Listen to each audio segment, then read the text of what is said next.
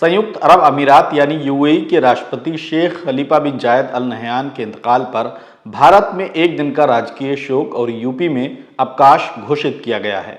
प्रधानमंत्री नरेंद्र मोदी और यूपी के सीएम योगी आदित्यनाथ ने राष्ट्रपति के निधन पर दुख जाहिर किया है। यूएई और भारत के रिश्तों की बात करें तो पिछले एक दशक में इसमें और भी मधुरता आई है। खलीफा बिन जायद 73 साल के थे। वे 2004 से यूएई के दूसरे राष्ट्रपति की जिम्मेदारी संभाल रहे थे।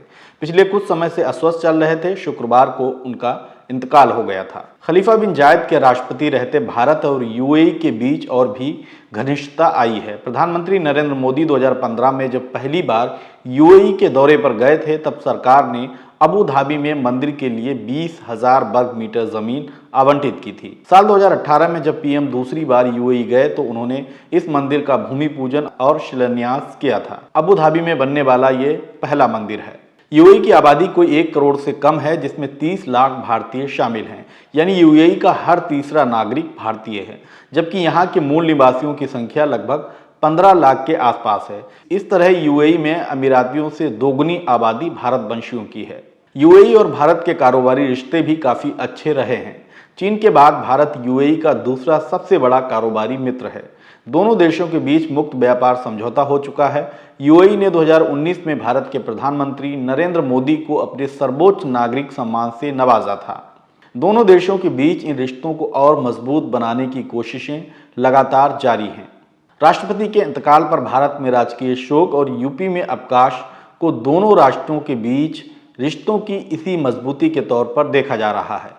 वहीं यूएई में शेख की मौत पर 40 दिनों का शोक रखा गया है। सरकारी और प्राइवेट सेक्टर में 3 दिन का अवकाश घोषित किया गया है। शेख खलीफा बिन जायद अल नहयान 3 नवंबर 2004 से यूएई के राष्ट्रपति और अबू धाबी के शासक के तौर पर कामकाज संभाल रहे थे। उनसे पहले उनके पिता शेख जायद बिन सुल्तान अल नहयान राष्ट्रपति थे। वह 1971 से 2004 तक देश के मुखिया रहे थे।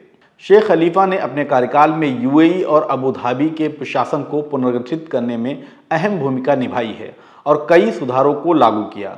उनके कार्यकाल में ही यूएई ने विकास का शानदार सफर तय किया है, जो दुनिया भर के लिए आकर्षण का केंद्र बनकर उभरा है।